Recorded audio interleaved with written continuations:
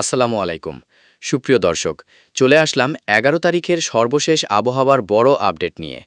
নিম্নচাপ, ঝড় বৃষ্টি, বজ্রপাত, দমকা হাওয়া এবং সম্ভাব্য ঘূর্ণিঝড় পরিস্থিতি সম্পর্কে নতুন তথ্য।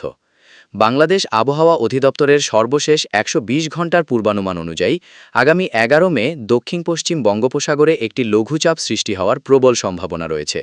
এই লঘুচাপ ধীরে ধীরে শক্তি বাড়াতে পারে বলে জানিয়েছেন আবহাওয়াবিদরা। এদিকে দেশের বিভিন্ন বিভাগে আগামী কয়েকদিন বৃষ্টি ও বজ্রসহ ঝড় অব্যাহত থাকতে পারে। বিশেষ করে রংপুর, রাজশাহী, ঢাকা, ময়মনসিংহ, চট্টগ্রাম ও সিলেট বিভাগে বজ্রসহ বৃষ্টির সম্ভাবনা বেশি রয়েছে। কোথাও কোথাও অস্থায়ী দমকা অথবা ঝড়ো হাওয়াও বয়ে যেতে পারে। দর্শক, বর্তমানে দেশের বিভিন্ন জেলায় তাপমাত্রা অনেকটা বেড়ে গেছে। চট্টগ্রাম অঞ্চলে সর্বোচ্চ তাপমাত্রা ৩৭ ডিগ্রির কাছাকাছি পৌঁছেছে। ফলে দিনের বেলায় গরম ও ভ্যাপসা আবহাওয়া অনুভূত হচ্ছে। তবে বিকেলের পর কালবৈশাখী ঝড়ের মাধ্যমে কিছুটা স্বস্তি ফিরতে পারে। এখন জেনে নিন কোন কোন এলাকায় বেশি ঝড় বৃষ্টির সম্ভাবনা রয়েছে। আবহাওয়া অফিস বলছে, ঢাকা, কুমিল্লা, ফেনী, চট্টগ্রাম, সিলেট, ময়মনসিংহ ও রংপুর অঞ্চলে বজ্রপাতের ঝুঁকি বেশি থাকবে।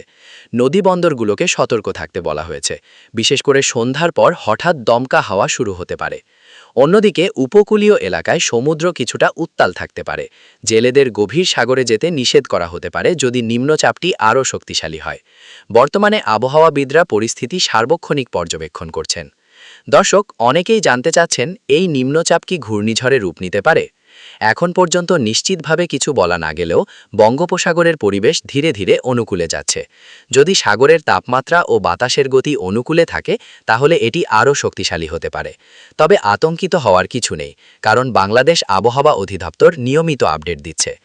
এদিকে দেশের উত্তরাঞ্চলে আগামী কয়েকদিন বৃষ্টির প্রবণতা বেশি থাকতে পারে। বিশেষ করে রংপুর ও রাজশাহী বিভাগের কিছু এলাকায় মাঝারি ধরনের বৃষ্টি হতে পারে। এতে দিনের তাপমাত্রা কিছুটা কমে আসবে। চট্টগ্রাম ও কক্সবাজার অঞ্চলেও মেঘের পরিমাণ বাড়তে পারে।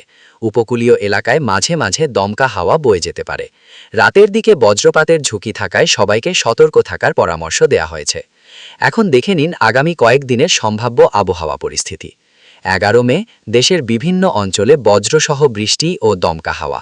১২ মে উত্তরাঞ্চলে বৃষ্টির পরিমাণ কিছুটা বাড়তে পারে। ১৩ মে ঢাকা ও সিলেট বিভাগে আবারও বজ্রঝড়ের আশঙ্কা। ১৪ মে নিম্নচাপের প্রভাব বাড়লে উপকূলে বৃষ্টি বৃদ্ধি পেতে পারে। দর্শক, এই সময় বজ্রপাত থেকে বাঁচতে খোলা মাঠে অবস্থান করবেন না। বড় গাছের নিচে আশ্রয় নেওয়া থেকে বিরত থাকুন। মোবাইল চার্জে দিয়ে ব্যবহার না করাই ভালো। কৃষকদের ফসল নিরাপদ স্থানে রাখার পরামর্শ দেয়া হচ্ছে। নদীপথে চলাচলকারী ছোট নৌকা ও ট্রলারগুলোকে দ্রুত নিরাপদ আশ্রয়ে চলে যাওয়ার জন্য বলা হতে পারে, যদি আবহাওয়া আরও খারাপ হয়। সবশেষে আবারও বলছি, আগামী ১১ মে বঙ্গোপসাগরে একটি লঘুচাপ সৃষ্টির প্রবল সম্ভাবনা রয়েছে। এর প্রভাবে দেশের বিভিন্ন অঞ্চলে ঝড় বৃষ্টি ও বজ্রপাত বাড়তে পারে। তাই সবাইকে সতর্ক থাকার অনুরোধ জানানো হচ্ছে। আজকের সর্বশেষ আবহাওয়ার এই বড় আপডেট এখানেই শেষ করছি। নতুন আপডেট পেতে আমাদের সাথেই থাকুন। আল্লাহ হাফেজ।